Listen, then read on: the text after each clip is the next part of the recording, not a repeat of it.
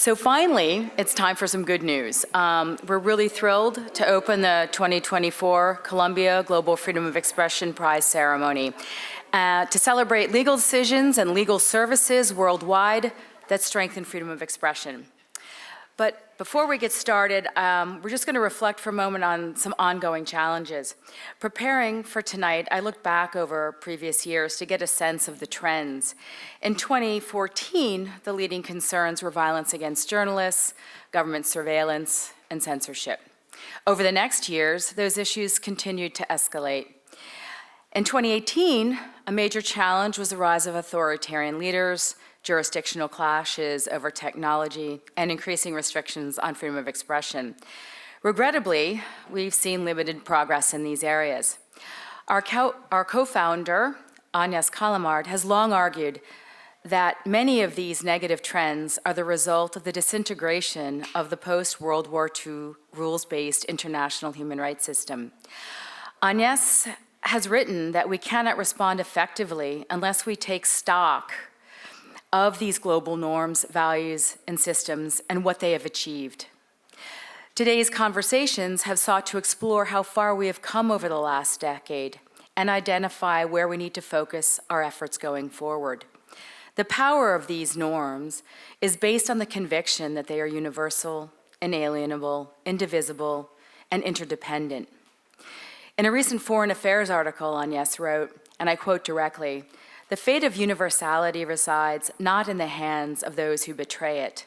Rather, it is a perennial, ambitious project for humankind.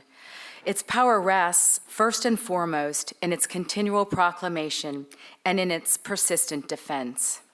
Tonight, we recognize those who continue to proclaim and defend those rights in the face of increasing pressure and odds. The prizes have sought to recognize novel and influential court decisions and those whose legal services have made them possible. The first Global Freedom of Expression Prize back in 2015 went to Peter Norlander and Nani Jansen Reventlow, then of Media Defense, for their litigation in Keynote v. Burkina Faso before the African Court on Human and People's Rights, a case we heard about earlier today. And it set important standards for the decriminalization of defamation in African states. Media Defense has continued their path-breaking work and was nominated again this year for their advocacy combating internet shutdowns in more than 5 court cases. In 2016, the Legal Services Prize went to Yaman Akdeniz, Karim Altıparmak, and Serkan Cengiz for their successful action before the European Court of Human Rights, challenging website blocking in Turkey. Professor Akdeniz was once again nominated in this round for his continued advocacy to end internet censorship. Solomon Okudara of Nigeria has also been nominated twice for challenging cybercrime laws in Nigeria. Litigation often takes years and is costly, but the determination of our prize nominees and the response of principled courts will help preserve the international system. This year, we were gratified to review an impressive array of 62 prize nominations spanning 27 jurisdictions globally, with contributions from diverse nations, including Armenia, Togo, Paraguay, the Philippines, India, and Slovakia, among others. The breadth of issues addressed in these nominations was particularly noteworthy, encompassing critical areas of freedom of expression, such as whistleblower protections, the use of facial recognition technology, online gender-based violence, access to information amid the COVID-19 pandemic, and the essential connection between freedom of expression and the right to education. These nominations reflect the complex and evolving landscape of free expression across the world. Many of the nominations were groundbreaking, making the selection process extremely challenging for the members of the prize committee. We have highlighted some of these decisions in our weekly newsletter for our followers to appreciate the diversity and significance of these rulings. While there can only be 2 winners, the collective nominations are an important barometer for the strength of judicial protection for freedom of expression. They provide a source of hope and inspiration by showcasing the ongoing efforts to uphold and advance free speech globally. So tonight we're going to have a very special guest and performance by Vivir Quintana. And I believe she is not yet here. So we are going to move on. And I am going to introduce our keynote speaker, Elena Kostyuchenko. Elena, if you were here earlier today, you got to hear the amazing book talk. But Elena is one of Russia's most talented and fearless reporters who spent 17 years at Novaya Gazeta, the country's last major independent newspaper that was shut down in March of 2022. At Novaya Gazeta, Elena covered Russia beyond Moscow and the Kremlin, telling stories of ordinary and marginalized people. In the first days of Russia's full-scale invasion of Ukraine, Elena crossed the border to cover the war, recording the horrors of the Russian army Russian army was committing. She knew the publication of her reportages would likely lead to her being prosecuted by Russian authorities and potentially facing up to 15 years in prison. Elena has survived 2 attacks from the Russian government for her reporting. Still, she refuses to be silenced and continues to write. It is an honor to have her here this evening, and Elena, the floor is yours.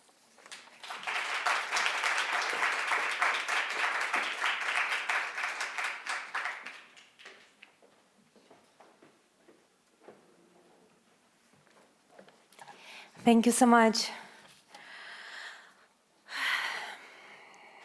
So, I'm a journalist, and all I'm doing is writing and talking to people. And recently, I was filling out a questionnaire and had to dredge my memory for all my run-ins with the law. Honestly, I've lost count of how many times I've been detained by police. More than 20, I think.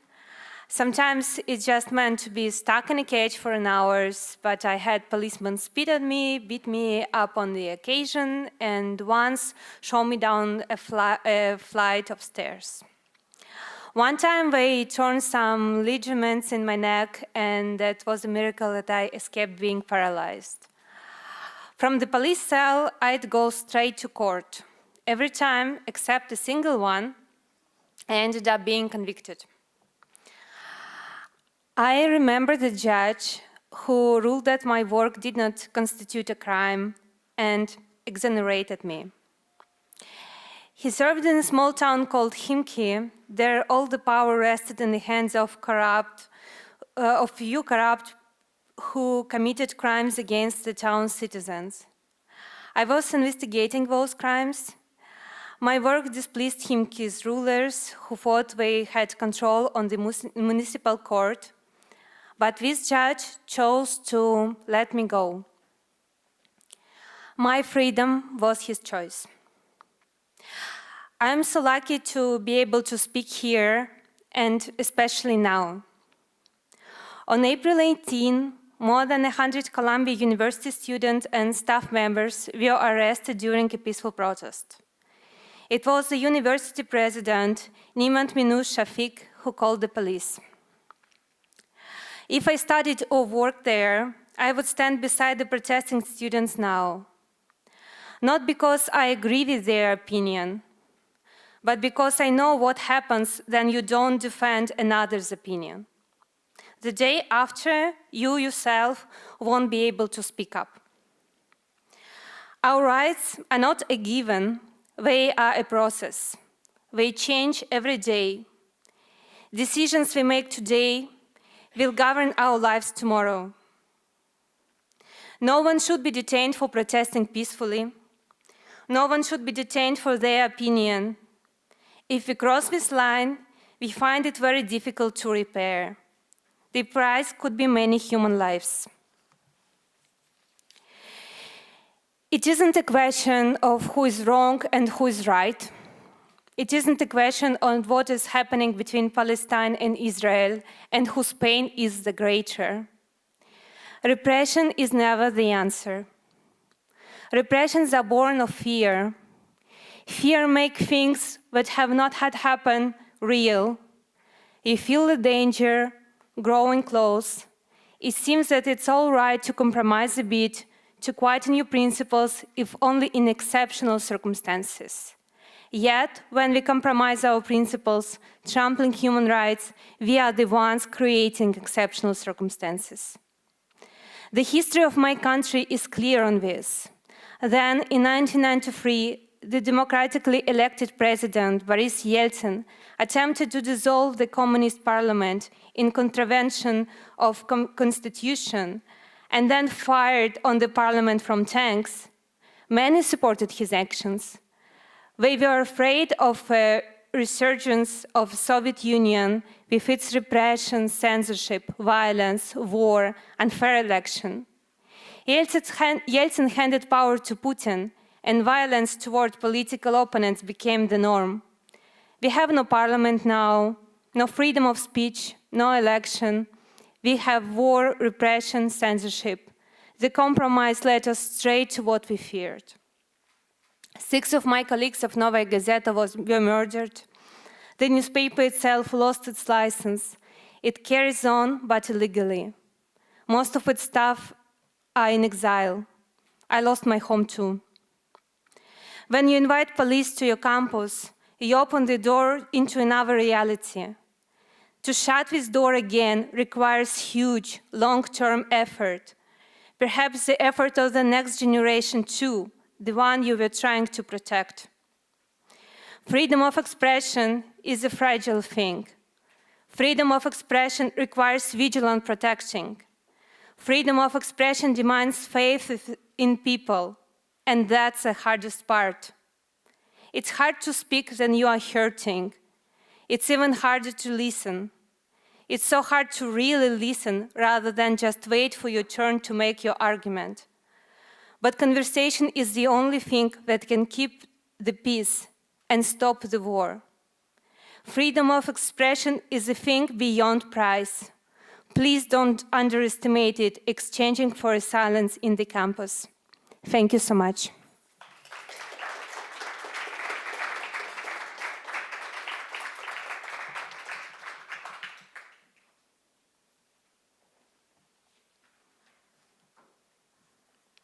Should we keep going? Yes, I think we'll move on. We will have Alejandra. Okay. So we will now confer the 2024 Columbia Global Freedom of Expression Prize. Juan Mantel will present the prize for significant legal ruling category. Juan Manuel Espina is a legal researcher with Columbia Global Freedom of Expression, who lead the processing of the prize nominations received for the significant legal ruling category. He received his law degree from the Universidad de los Andes in Colombia. There he has also obtained a master's degree in journalism. He served as chief editor of El Uniandino, a leading college newspaper from Bogota, Colombia, and he has taught university-level classes. Welcome.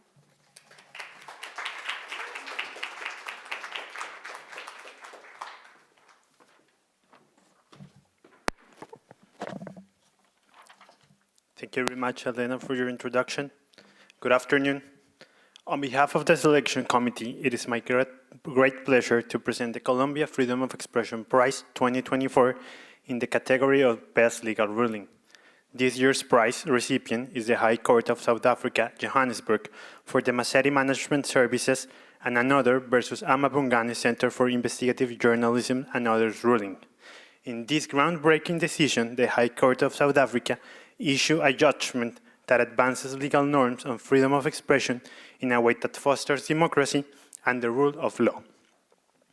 By refusing to yield to powerful corporate interests and siding with journalists investigated corruption in Africa, the court vigorously protected press freedom. Amidst a myriad of excellent nominated decisions that the prize committee analyzed, the Massetti ruling stood out for several reasons. In this exceptional case, the court set an outstanding precedent that is protective of investigative journalism, sources protection, and the right of South Africans to access information on matters of public interest, such as transnational corruption. Judge Sutherland's arguments throughout his decision also outline important considerations that are worthy of imitation when it comes to SLAPs and their detrimental effects on democratic participation, an issue that, as we have discussed today, has become a top priority.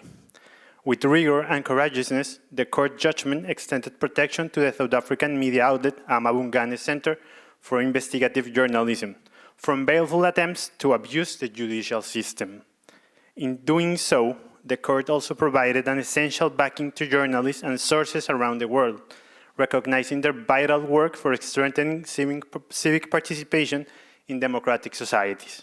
At this juncture, one where press freedom is under constant siege from forces seeking to erode its role as a public watchdog, brave decisions, such as the one issued by the High Court of South Africa, need to be celebrated, for they are exemplary in their protection of much-needed democratic values. We are now going to show a short video by Jake Price about the prize.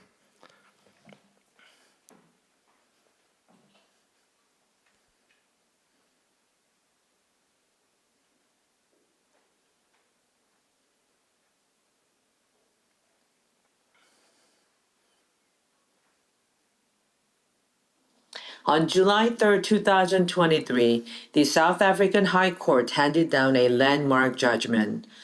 The court's considerations regarding the positive civic role of investigative journalism and its methods to combat corruption laid out a positive framework protective of press freedom.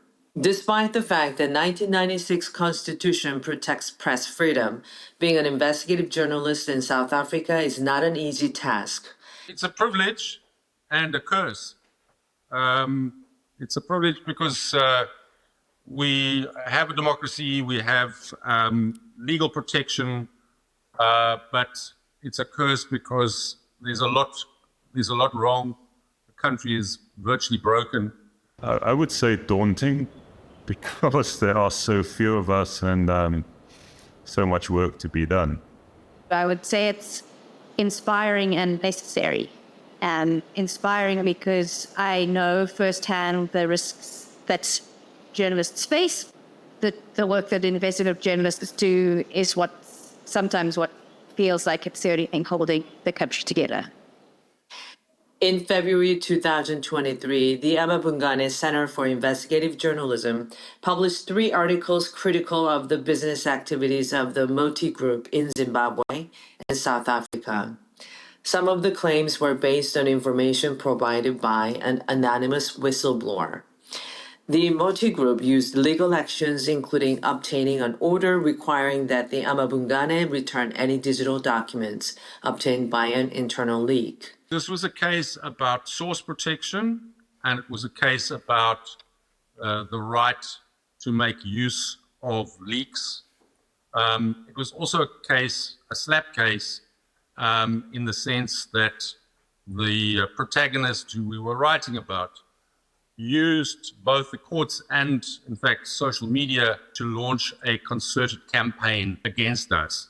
There were quite significant personal attacks on my history and character, shall we say. And simultaneously, he hired a PR firm to produce, quite slick videos that were constantly made available on the internet, attacking, like you said, Sam.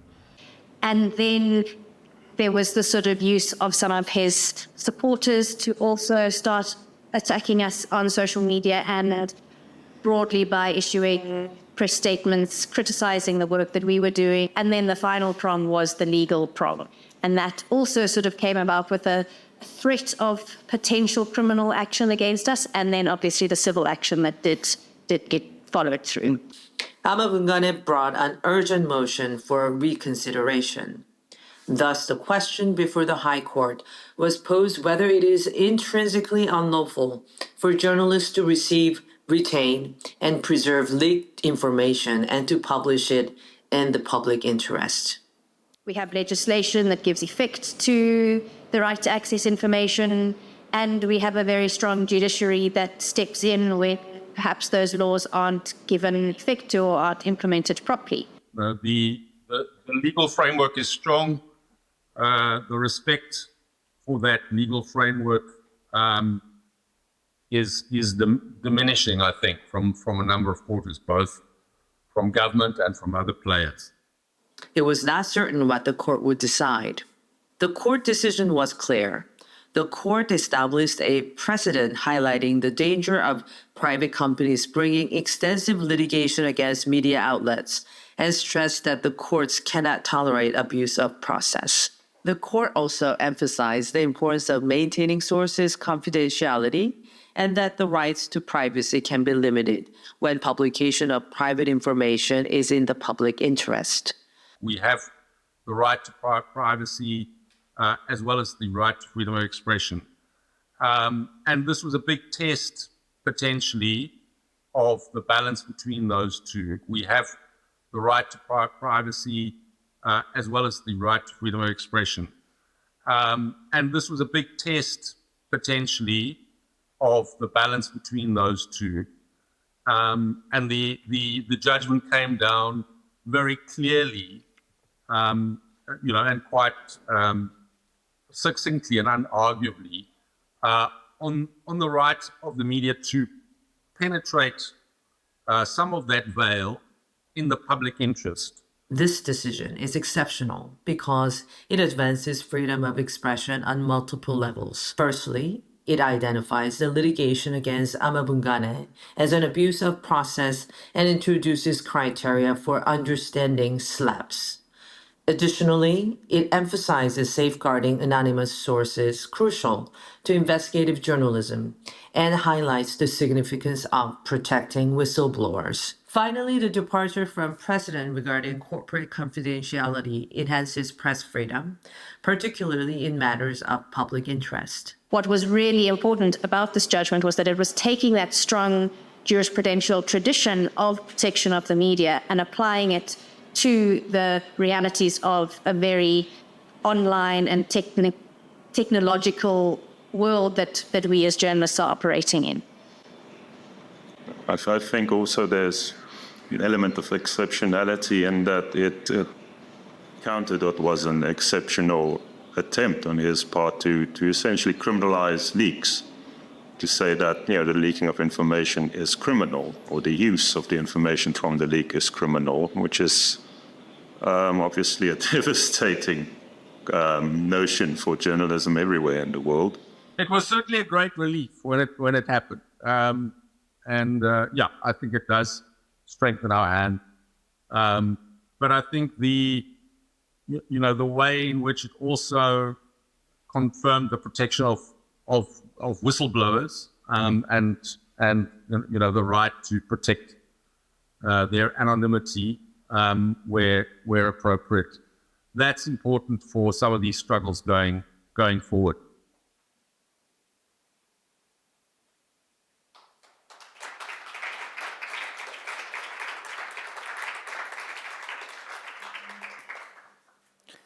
It is my great honor now to give the floor to South African lawyer Caroline James, who has been the advocacy coordinator for the amaBhugane Center for Investigative Journalism.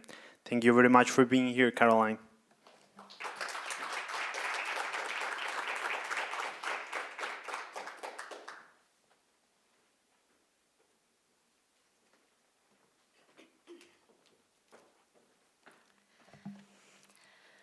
It is an honor to be here representing one of the parties to the case, the amaBhugane Center for Investigative Journalism. For us, this case represented the multiple threats to investigative journalism in South Africa, and it brought home that the repression of freedom of expression is definitely not abstract, something that is unfortunately clear here today as well. We often talk about the principles of the right to freedom of expression in the South African Constitution and in international law. But for a while, for amaBhugane last year, we feared that those principles may not practically serve to protect us. Because for those principles to be enjoyed, they have to be given practical effect to. They must be applied in the face of financial, political, or social pressure, and when the prevailing winds in a society appear to be blowing against them. Last year, it felt that our ability to do our jobs as investigative journalists was being attacked from all sides. There were threats of criminal charges and physical harm, and the order that had been initially obtained by the Moti Group shocked us deeply.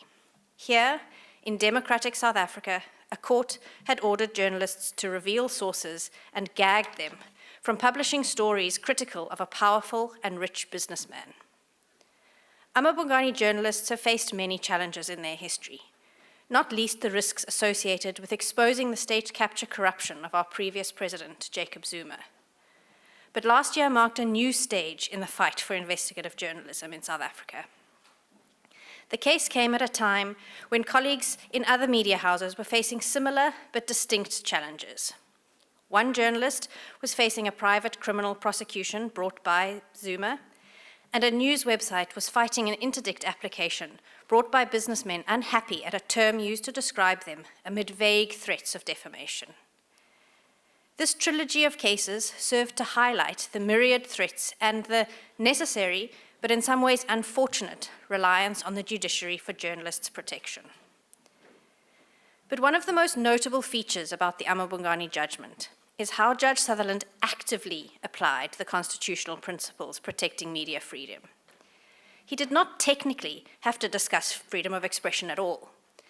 The legal finding of his judgment was that the order had been obtained against amaBhugane was an abuse of process, a technical finding that turned on the fact that correct procedure had not been followed by denying amaBhugane an opportunity to be heard. But the judge then spent more than half the judgment discussing the substantive issues that amaBhugane had raised about the impact of the initial order on media freedom.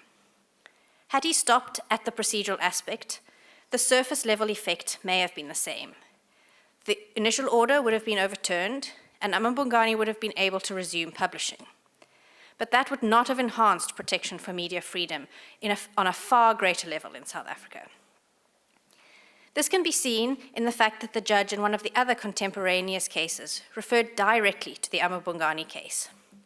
That case cited Judge Sutherland's statement that a South African court shall not shut the mouth of the media unless the fact-specific circumstances convincingly demonstrate that the public interest is not served by such publication. Going beyond the merely technical aspects meant that the Johannesburg High Court powerfully restated what the exercise of freedom of expression means in practice. It restated principles and reapplied them to new circumstances, in stressing that journalists have the right to receive and possess leaked electronic information and cannot be forced to reveal a source, and that there are only extremely narrow circumstances in which journalistic stories can be gagged pre-publication. It is only because the judgment addressed the free speech issues that the true threats to media freedom that the initial order had posed could be countered. And then the breadth of Judge Sutherland's judgment allowed another judge, faced with a different kind of threats to journalism, to further entrench the active enjoyment of the principles of freedom of expression. The amaBhugane judgment teaches us that realizing the right to freedom of expression requires an active defense of the right. It shows that the rights themselves mean very little without the work done to apply them to the challenges and threats of our specific circumstances. It is easy to flaunt adherence to human rights principles when times are easy, but it takes far greater courage to do so when the pressure against them seems almost overwhelming. And this is also why events like tonight are so important. To know that all around the world, lawyers, activists, journalists, and citizens are actively working to ensure the realization of the right to freedom of expression is what will encourage more of us to follow their lead. Thank you.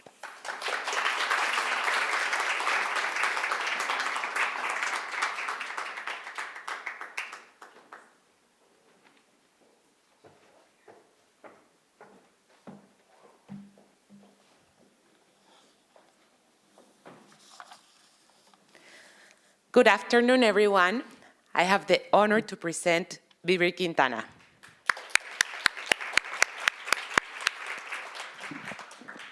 Vivir Quintana is a Mexican singer, songwriter, specializing in rhythms such as the new Latin American song, ranchero, and folk.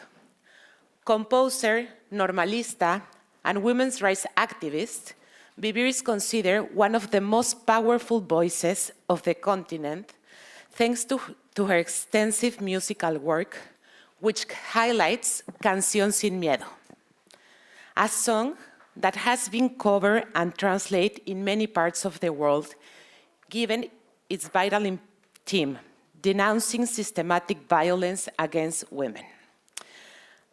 A former student of the Escuela Normal Superior of the state of Coahuila, Vivir Quintana was part of the second generation of the composition workshop of the Society of Authors and Composers of Mexico, where she developed her own compositions.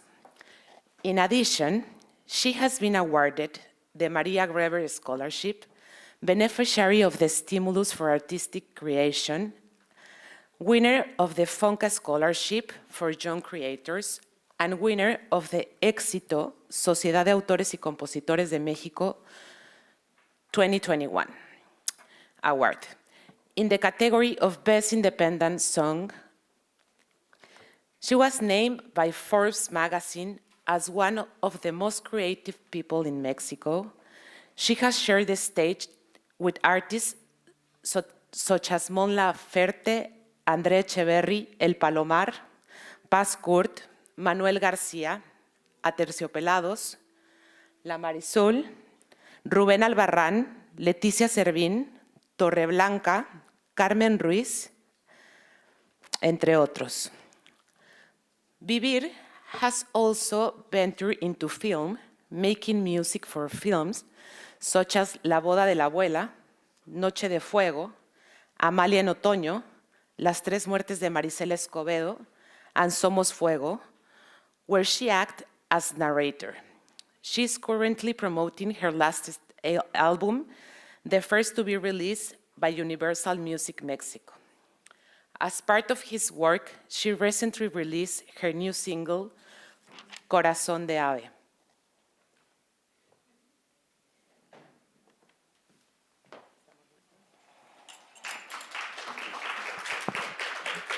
Vivir, gracias por estar aquí, gracias por ser la voz de las mujeres a quienes les quitaron la voz, gracias por validarnos, gracias por regalarnos el himno de nuestras marchas feministas, gracias por ser ese hermoso espejo que refleja la luz de todas las causas que cantas. Es un honor tenerte aquí. Muchas gracias. Muchas gracias. Buenas tardes. Esta canción que voy a interpretar ahora se llama El corrido de mi novela, de un periodista que fue asesinado en México por contar verdades. One second. Sí.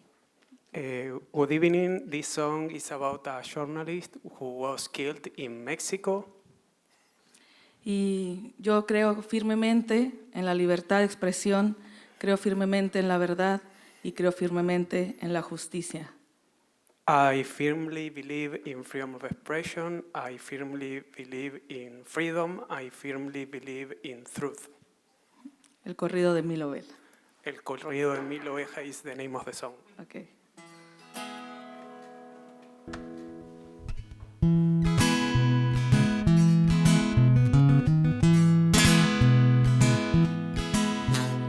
Se alborotaron las aguas del puerto de Veracruz. Una noticia macabra pintó de rojo su azul. Fue en junio 20 del 11. Sé que te acuerdas bien tú. López Velasco apellido, Miguel Ángel fue de nombre.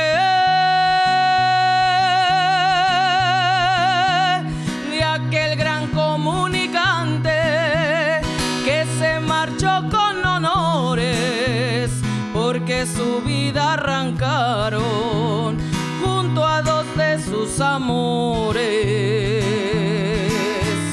Fue de alto riesgo su oficio y con pasión lo ejercía para cualquier periodista.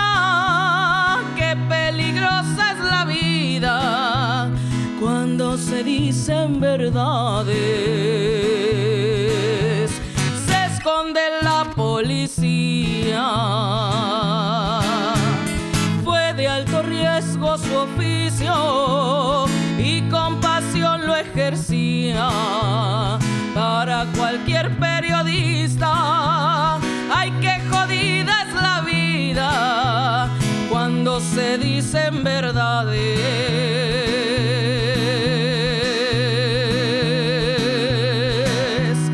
Se esconde la policía,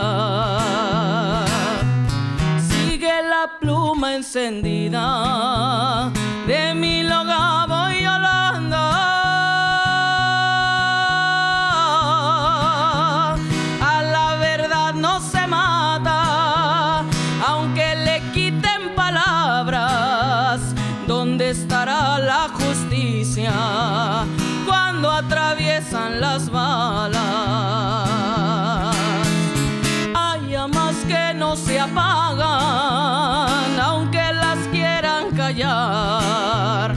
Hay velas que son eternas, aunque se las trague el mar, como las de mi novela que alumbran la eternidad.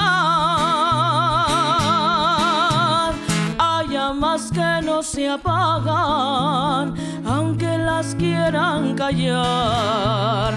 Hay velas que son eternas, aunque se las trague el mar, como las de mi novela que alumbran la eternidad, como las de mi novela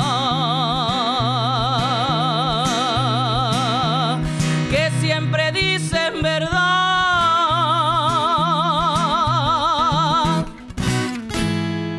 Muchas gracias.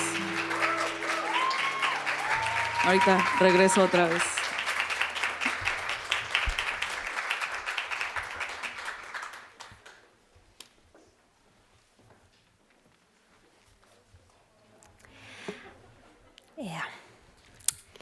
Alejandra and Negrete will present the prize for Excellence in Legal Services category. Alejandra Negrete Moraya has brought years of experience and leadership to Columbia Global Freedom of Expression as this edition's prize manager. She received her law degree from the National Autonomous University of Mexico. She holds a Master's of Art in Legal Argumentation from the University of Alicante, Spain. Throughout her career, Alexandra had worked in the fields of human rights, gender equality, due diligence, freedom of expression, as well as in the making of public policies pertaining to these issues. In Mexico, she served as a national commissioner to prevent and eradicate violence against women and as prosecutor for labor defense in Mexico.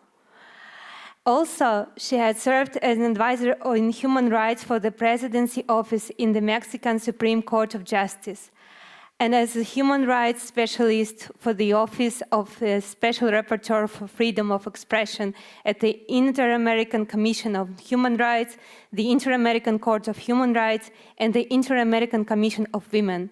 Welcome.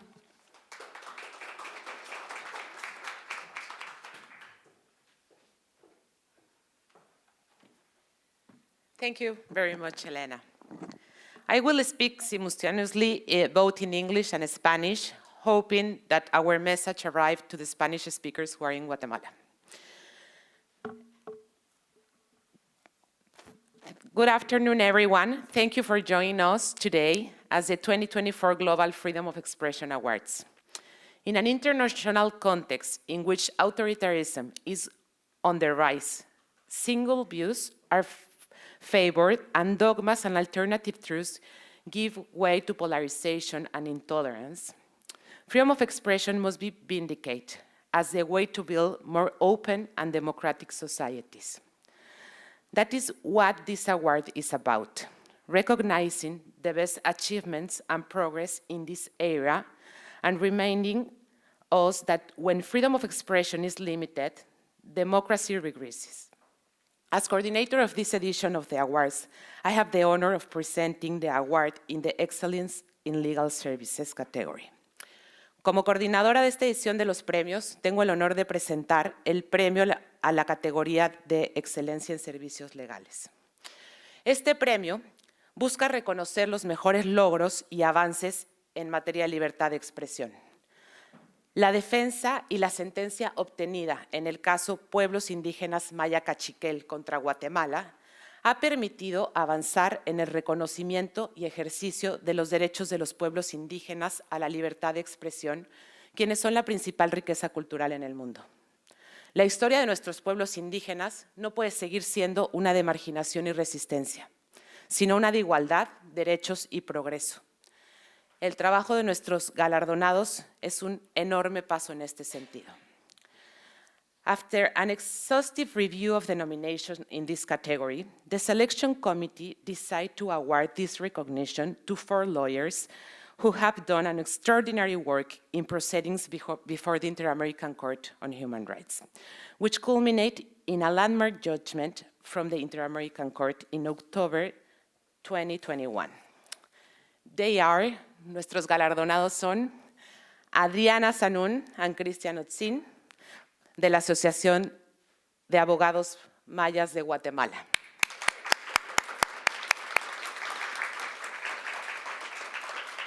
And Nicole Frederick and Amy Van Sil Chavarro from the Human Rights and Indigenous Peoples Clinic at Suffolk University.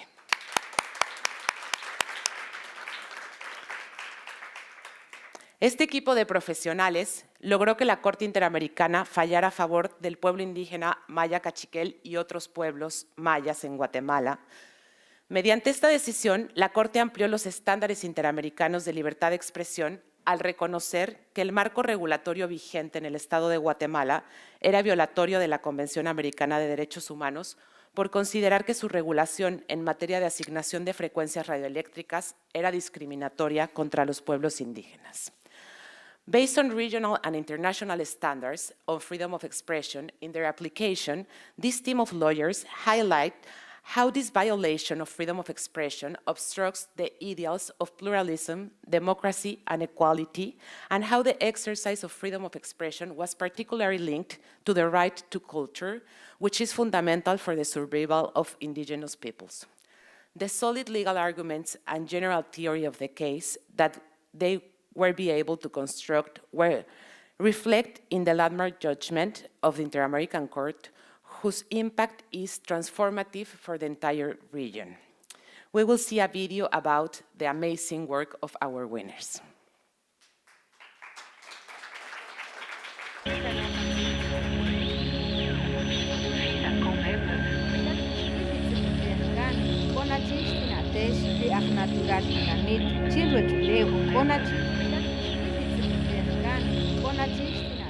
The Human Rights and Indigenous Peoples Clinic at Suffolk University and the Association of Maya Lawyers and Notaries in Guatemala have been honored for their exceptional legal services in Maya Cachiquel, Indigenous Peoples of Supango and others versus Guatemala. Their tireless advocacy before the Inter-American Court on Human Rights led to a landmark decision that challenged discriminatory regulations on radio frequency allocation in Guatemala. It's the first case that recognizes their right to freedom of expression and ensures that they have access to the radio frequency spectrum to conduct community radio in their country. I think globally, I think it also has significance in that it's the first case that recognizes the right to media as it relates to freedom of expression for Indigenous communities. In Guatemala, where about half the population is indigenous and many live in rural areas, radio plays a vital role. It helps indigenous communities share news and communicate in their languages, preserving their history and culture. It's also a key to protecting indigenous languages and ensuring they continue to thrive for future generations. Acá en Guatemala hablamos más de 20 idiomas mayas y cada radio comunitaria que existe se dirige a la población. Otro de los elementos importantes de la radio comunitaria es que a través de estos medios las comunidades pueden emitir su pensamiento, ¿verdad? Pueden emitir su posicionamiento político también. Y generalmente las radios que han allanado han sido aquellas que están informando a la comunidad sobre una problemática. In arguing the case, the legal team showed how the indigenous community's freedom of speech is closely tied to their democratic and cultural rights. These arguments were key to the court's final decision. Minkone métodos chircone natural, por eso franco mencionar su importancia y el valor chirco madronas para comunidades, ya que la ley sac no va y la ley como que hace surta medicina o surta es un buen para que como Guatemala's General Telecommunication Act provides for a kind of economic process for receiving a license to operate a radio station in Guatemala. Essentially what it does is it conducts an auction, a bidding process. And so we challenge that particular law, saying, look, it's discriminating against indigenous communities that can't access the radio frequency spectrum, this form of media, to conduct community radio. And the court agreed with us. Acá en Guatemala existió un conflicto armado desde hace más de 35 años que duró este conflicto armado, y uno de los compromisos que se firmaron en 1996, que fueron los acuerdos de paz, en el inciso H habla especialmente de que el gobierno iba a promover frecuencias de radio para proyectos indígenas y para reconocer dentro del marco legal a las radios comunitarias, y sin embargo estos no avanzaron en ningún momento en el Congreso. Nosotros nos preparamos con el equipo legal. Iniciamos este caso desde la situación que se daba en Guatemala. De ahí evidenciamos esa discriminación y ese racismo sistemático contenida en las leyes nacionales de Guatemala. A partir de ahí, junto al equipo de Cultural Survivor, así como también la clínica legal de la Universidad de Suffolk, las abogadas de dicha entidad. In September of 2012, we filed the petition with the American Commission of Human Rights. And then it took about 8 years before the commission decided the merits of that case in their report and reached out to us in January of 2020 to explore whether the case should be referred to the courts. Y este caso consideramos que se ganó porque es un primer caso que sentaba un precedente a nivel regional sobre el derecho que tienen los pueblos indígenas a sus medios de comunicación. The legal teams are now focused on making sure that the court's orders are followed and that Guatemala's laws are changed, confirming their deep dedication to justice, human rights, and freedom of expression. The court ordered them to also translate it into the languages of the 3 indigenous communities that were named victims in the case. There were some financial reparations to the victim communities, and that's mostly done. Los pueblos indígenas no pueden estar excluidos de esta tecnología, del uso de esta herramienta como lo es la radio comunitaria.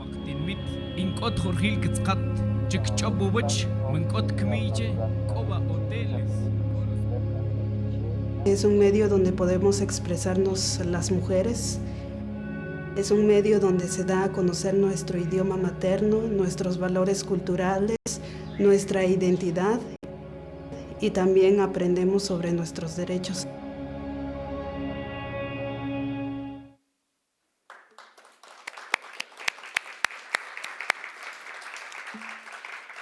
A través de su experiencia, dedicación y compromiso inquebrantable con la defensa de los derechos de los pueblos indígenas, nuestros ganadores han demostrado el poder transformador de la incidencia jurídica y la importancia de generar alianzas estratégicas y sinergias entre la academia jurídica y la sociedad civil.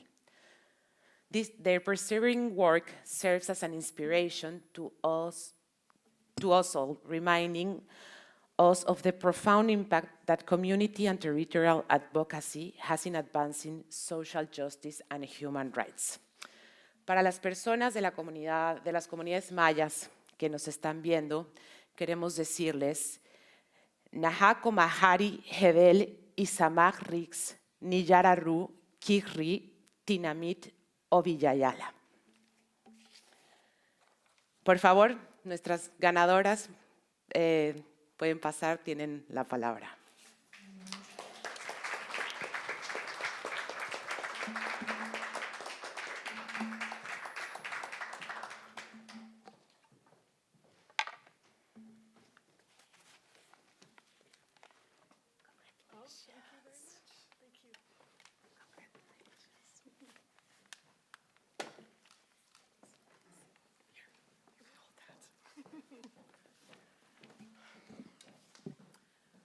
right, thank you. Before I start my remarks, I just wanted to thank the speakers who shared their stories and insights earlier today. I'm so moved and impressed by all the work that you're... I'm sorry. Sorry. I'm just so moved and impressed with the work that you're all doing. I'm an Indigenous rights lawyer who happened to litigate a freedom of expression case, so it's been really informative being here today. I'm Nicole, and this is Amy. You should come closer, because this is from both of us. Thank you to the Columbia Global Freedom of Expression Program for this recognition. This prize is particularly meaningful given the program's renown worldwide and its promotion of the understanding of this fundamental human right. Sincerely, thank you, and congratulations to your 10-year anniversary. This case is just one chapter of what is now a decades-long movement to secure Indigenous community radio in Guatemala. Indigenous peoples in Guatemala have been marching, have been organizing, lobbying for law reform since the 1990s to allow them to fully access and exercise their right to freedom of expression through community radio. Before and while this case was pending before the Inter-American Human Rights System, several Indigenous communities operating community radio stations were subject to police raids, resulting in the seizure of radio equipment, which then usually meant the closure of these important forums for communities to share and receive information in their own Indigenous languages. On a few occasions, Indigenous community radio station volunteers were even arrested and prosecuted for the, quote, crime of using the radio frequency spectrum without a license, even though there was no viable mechanism to obtain one. The judgment from the Inter-American Court addressed all of this. In a seminal decision, the court interpreted Indigenous peoples' right to freedom of expression as including a right to media, while also recognizing the role that the right to culture plays in the exercise of these rights. It has been the highlight of our professional careers to have learned about this movement from those most intimately involved, and then entrusted to bring this case before the Inter-American Court. We share this prize with those individuals and communities who marched and organized and lobbied Congress, who volunteered at Indigenous community radio stations, often in fear of police action, and with those who lived through a raid, or even worse, were subject to criminal prosecution. International human rights litigation involves lots of people, and this case was no different. I'd like to acknowledge as many as I can before the music starts playing me off. That was a joke. First, the named victim Indigenous communities, the communities of Sumpango, San Miguel Chichaj, Todos Santos, and Cojola, and in particular our witnesses, Anselmo Shunik, who you saw in the video, Maria Pedro de Pedro, and Rosendo Pablo. Their testimony before the court was powerful in explaining this important role that community radio plays in their communities and how Guatemala's laws made it virtually impossible to secure a legal license. Our NGO partners, Cultural Survival, an Indigenous-led and US-based Indigenous rights organization, and their sister organization in Guatemala, and Amy, you should just say the name because I'm gonna blotch it. Asociación Sobrevivencia Cultural. Thank you. Both these NGOs have been supporting this movement for over 30 years. Sorry, for almost 30 years. I also want to recognize our legal colleagues in Guatemala, Christian and Adriana, with the Association of Maya Lawyers. We have this wonderfully collaborative working relationship, and I want to congratulate you as well. Mention one of our funders, the Impact Fund. They are a US funder of strategic litigation, and they provide financial support to us. Of course, I need to mention Suffolk University Law School, based in Boston, and in particular its clinical program, who has supported the clinic from day one on this case.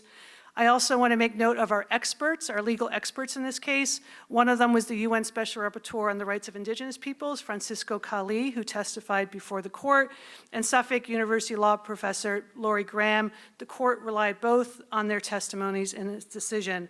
Almost done. And because we're a law school clinic, we had the benefit of having more lawyers. It wasn't just the 4 of us. We actually had about 35 law students over the past 12 years who have contributed to this case in one way or another, and they've been really instrumental. And I know I'm up here on behalf of Amy as well, but I need to acknowledge and thank her as a friend, as a colleague. I could have not asked for a better partner in this case. We've been working together since 2012, and it's been such an easy and productive relationship, so I'm happy that we're up here together. And so thank you again to all of you and to all the people I've just mentioned, and thank you to Columbia and its Global Freedom of Expression program for this recognition. It's really appreciated. Your turn. Can I hold it for you?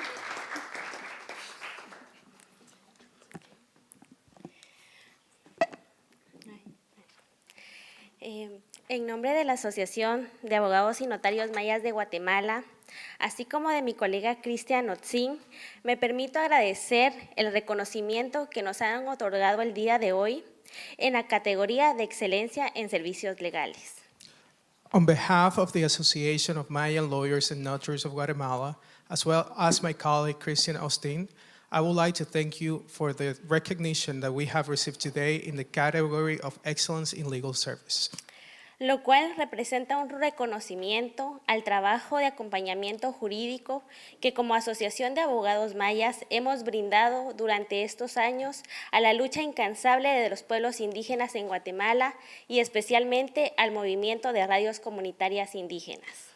Which represent a recognition of the work of legal assistance that we as the Association of Mayan Lawyers have provided over the years to the tireless struggle of the indigenous peoples in Guatemala, and especially to the indigenous community radio movement.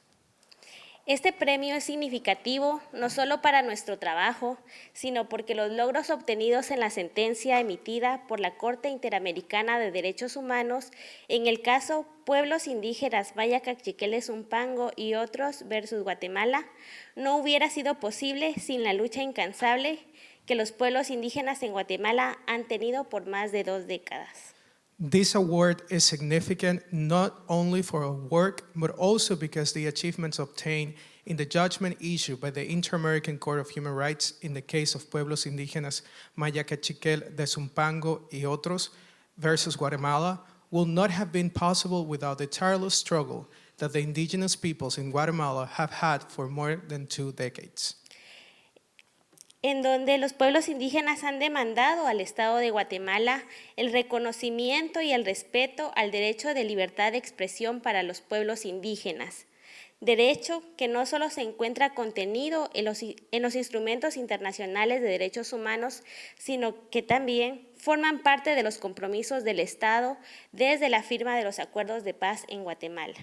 A struggle in which they have demanded that the state of Guatemala recognize and respect the right to freedom of expression for indigenous peoples, a right that is not only contained in international human rights instruments, but also forms part of the state's commitments during the signing of the peace accords in Guatemala. Asimismo, es importante mencionar que la sentencia no hubiera sido posible sin el trabajo conjunto que hemos realizado con otras organizaciones de derechos humanos como Cultural Survival. It is also important to mention that this judgment will not have been possible without the joint work that we have done with other human rights organizations such as Cultural Survival, así como con el equipo jurídico que hemos podido consolidar con la Clínica Legal de Derechos Humanos de Pueblos Indígenas de la Universidad de Suffolk. as well as the legal team that we have been able to consolidate with the Indigenous Peoples Human Rights Legal Clinic at Suffolk University, en donde la experiencia y conocimientos de las abogadas Nicole Friedrichs y Amy Van Sil Chavarro fueron importantes para sostener este proceso de litigio que duró más de 1 década. where the experience and knowledge of attorneys Nicole Friedrich and Amy Van Sil Chavarro were important to sustain the litigation process that lasted more than a decade. Asimismo, no quisiera dejar de mencionar y agradecer a las y los estudiantes que han formado parte de este equipo jurídico en las diferentes etapas del caso. Likewise, I will not fail to mention and thank the students who have been part of this legal team in the different stages of the case. La sentencia que nos tiene el día de hoy presentes en este recinto tampoco hubiera sido posible sin el apoyo que las y los diversos relatores especiales de libertad de expresión de la Comisión Interamericana de Derechos Humanos brindaron a los pueblos indígenas en Guatemala. The judgment that has us here today will not have been possible without the support that the various special reporters for freedom of expression of the Inter-American Commission on Human Rights provided to the indigenous peoples in Guatemala. Ya que en el marco de su mandato emitieron y reiteraron recomendaciones al Estado de Guatemala ante las evidentes violaciones a los derechos humanos que sufrían las y los comunicadores de pueblos indígenas al ser encarcelados o al ser allanadas las radios comunitarias. Since, within the framework of their mandate, they issue and reiterated recommendations to the state of Guatemala in view of the evident violations of human rights suffered by the indigenous peoples' communicators when they were in prison or when they or when their community radio stations were raided. En este sentido, la atención que el Sistema Interamericano de Derechos Humanos brindó a los pueblos indígenas representó para ellos un espacio en donde no solo fueron escuchadas sus demandas, sino que además con la sentencia se reconocía que sus demandas eran legítimas. In this sense, the attention that the Inter-American human rights system provided to the indigenous peoples represented for them a space in which not only were their demands heard, but also, with the judgment, it was recognized that the demands were legitimate. Por este motivo, este premio viene a fortalecer el trabajo que hemos realizado de manera conjunta con los pueblos indígenas en Guatemala y asimismo viene a remarcar la importancia que tiene este caso para ampliar la protección del derecho de libertad de expresión. For this reason, this award strengthens the work that we have done jointly with indigenous peoples in Guatemala and also highlights the importance of this case to expand the protection of the right to freedom of expression. Sobre todo porque actualmente esta sentencia se encuentra en etapa de cumplimiento y nos hemos visto con obstáculos en donde los funcionarios estatales siguen resistiéndose a cumplir con la sentencia. Especially because this judgment is currently in the compliance stage and we have encountered obstacles in which state officials continue to resist complying with the judgment. Sabemos que este caso trasciende de las fronteras de nuestro país y es por eso que también agradecemos el apoyo que otras organizaciones de derechos humanos de Latinoamérica han brindado al caso en momentos puntuales.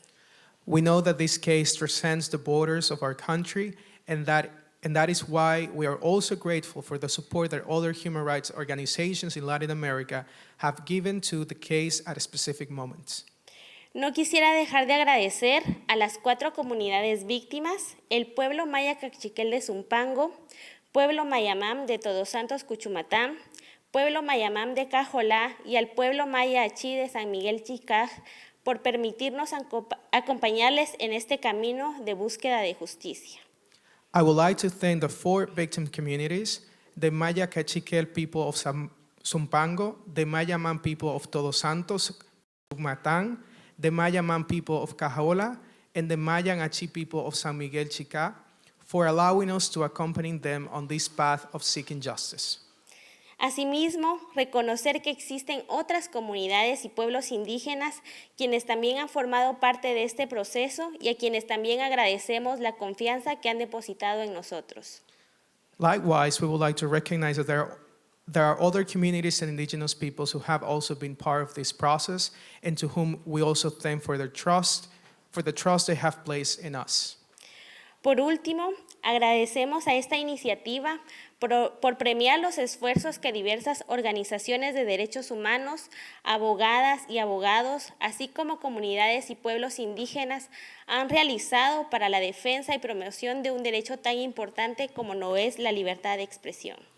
Finally, we would like to thank this initiative for rewarding the efforts that various human rights organizations, lawyers, communities, and indigenous peoples have made to defend and promote such an important right as freedom of expression.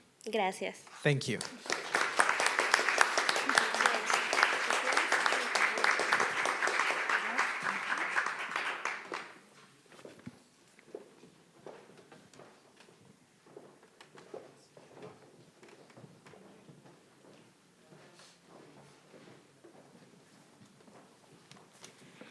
And we will close the ceremony with 3 songs performed by Vivir Quintana.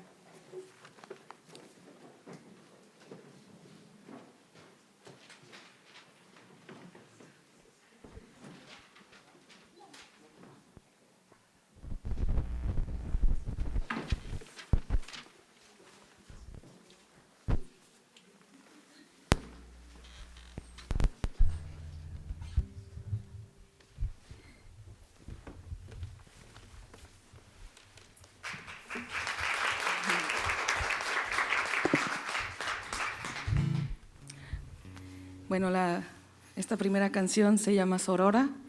This first song is called Sororal. Y es una canción que hice para todas las mujeres que luchan. It's a song that she made for all the women that fight every day. Y sobre todo, yo quiero que se vean así todas las niñas, todas las infancias de México, de Latinoamérica y del mundo. And also, I want all the girls and teenagers to look at themselves as the women performed in the song. Okay. Sorora. Sorora.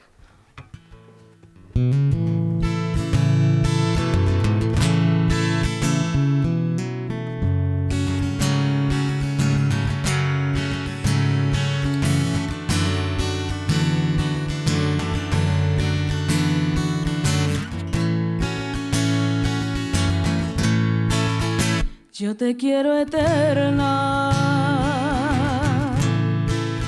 fabulosa y plena, cósmica y sirena, sabia y hechicera. Yo te quiero viva, cierta y decidida,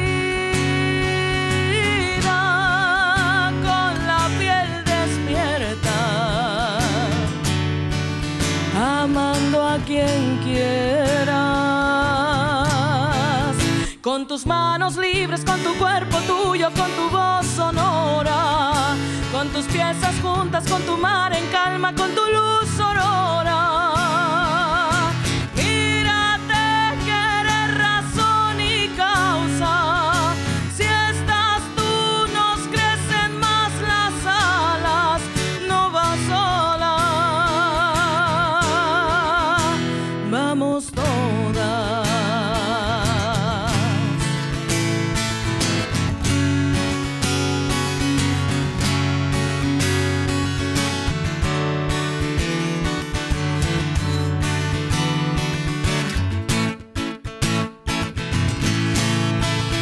Yo te quiero tuya,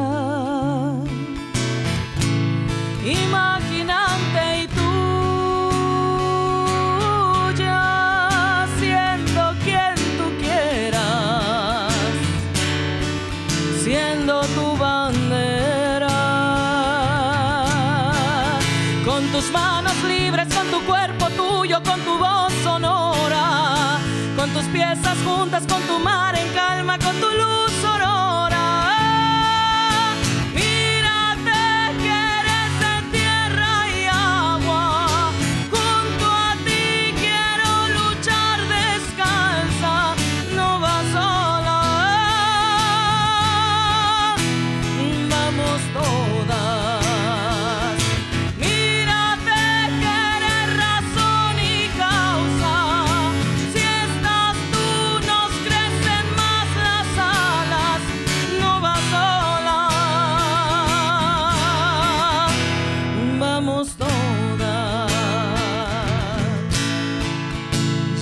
Quiero viva,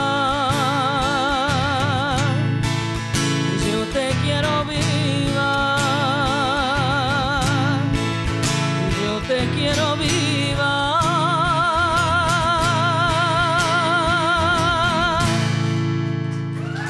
Muchas gracias.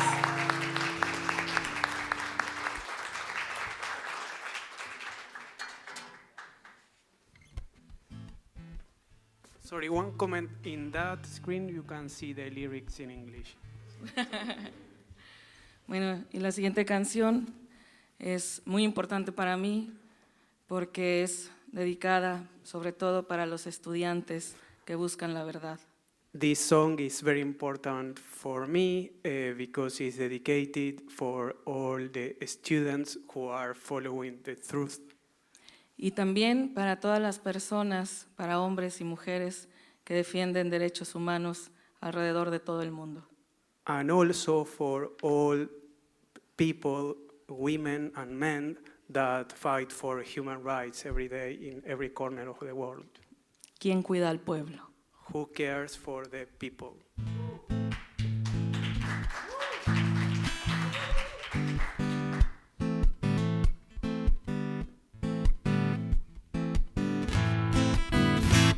Si matan al activista, ¿quién cuida al pueblo? Si callan al periodista, ¿quién da su voz? Si atacan al estudiante, al verbo, al comunicante, se muere la madre tierra, le arrancan su corazón. Si quitan a los guardianes de la montaña, ¿quién defenderá la vida en cada rincón? Si alguna de sus guardianas desaparece mañana, ¿quién cuida la flor y el agua? ¿Quién riega la educación para enfrentar los problemas agallas? Porque sigues cantando y no callas, para estamos cantando batallas, para seguir para mezclar, para dejar de ser extrañas. Ni el manifestante, ni el ambientalista, ni las buscadoras, ni las feministas no son adversarias del que hoy administra. Ellas son la casa que mi pueblo habita. Ni los militantes, ni los activistas, ni los abogados, ni los periodistas no son adversarios del que hoy administra. Ellos son la casa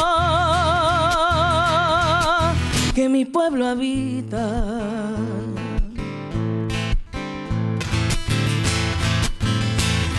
Habitamos un planeta en crisis, avaricia individual versus el bien comunal. Necesitamos héroes que luchen por nuestros derechos, denunciar las verdades, romper el silencio, enfrentar al poder, ser pueblo crítico, pueblo heroico. No hay descanso, ni el manifestante, ni el ambientalista, ni las buscadoras, ni las feministas no son adversarias del que hoy administra. Ellos son la casa que mi pueblo habita. Ni los activistas, ni los activistas, ni los abogados, ni los periodistas no son adversarios del que hoy administra. Ellos son la casa que mi pueblo habita. Ellos son la casa que mi pueblo habita. Que hacer activismo no sea casi una sentencia de muerte. Que ser activismo no sea casi una sentencia de muerte. Soy la buscadora del bravo hasta el suchate. Soy el campesino y a Samir no olvido. Soy la equidataria, la protectora agraria. Soy derecho y vida, soy lucha y soy acción. Soy derecho y vida, soy lucha y soy acción. Soy derecho y vida, yo soy también la voz.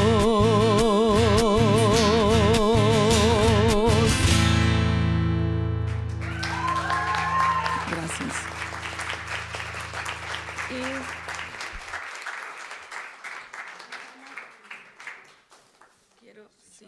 Ya lo encontré. Y bueno, con esta canción me despido. When with this last song, I'm saying goodbye. Y es una de las canciones que más me ha roto por dentro, pero también es una de las canciones que más vida me ha dado. This is one of the songs that has broken me from inside, but also is the song that has made me feel alive. Y también es una canción que lamentablemente en México y en muchas partes del mundo es muy necesaria. But unfortunately, this song is extremely necessary in Mexico and also in many other corners of the world. Una canción que me duele mucho, pero que también me hermana con muchas mujeres que luchan. It's a song that hurts me a lot, but also is a song that unites me with other women and sisters from all around the world. Canción sin miedo. Song without fear.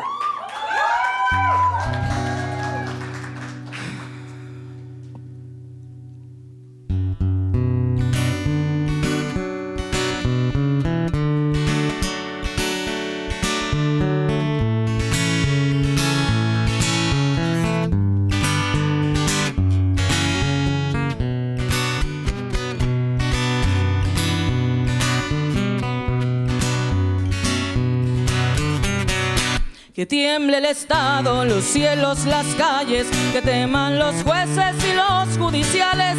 Hoy a las mujeres nos quitan la calma, nos sembraron miedo, nos crecieron alas.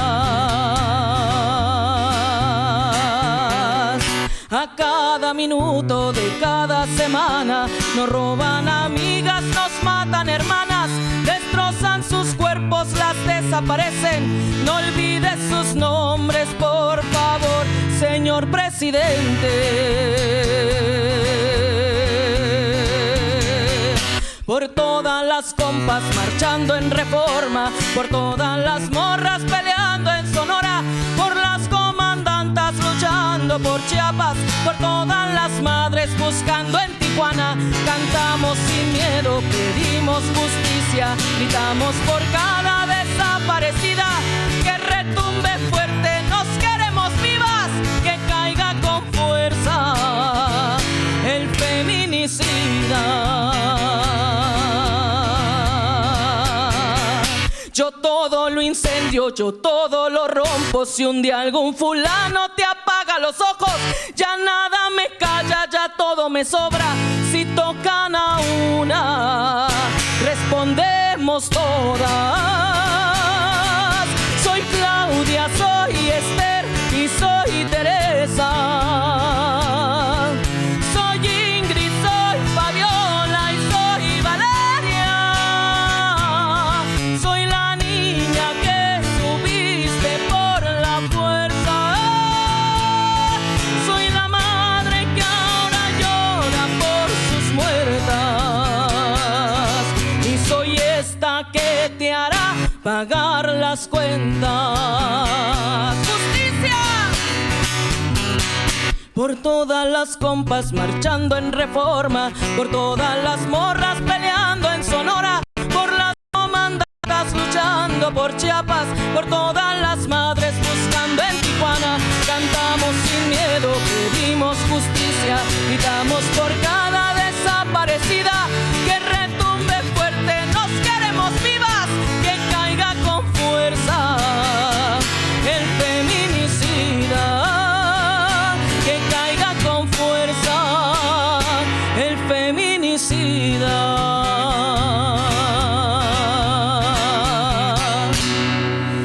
Y retiemble en sus centros la tierra al sororo rugir del amor. Y retiemble en sus centros la tierra al sororo rugir del amor.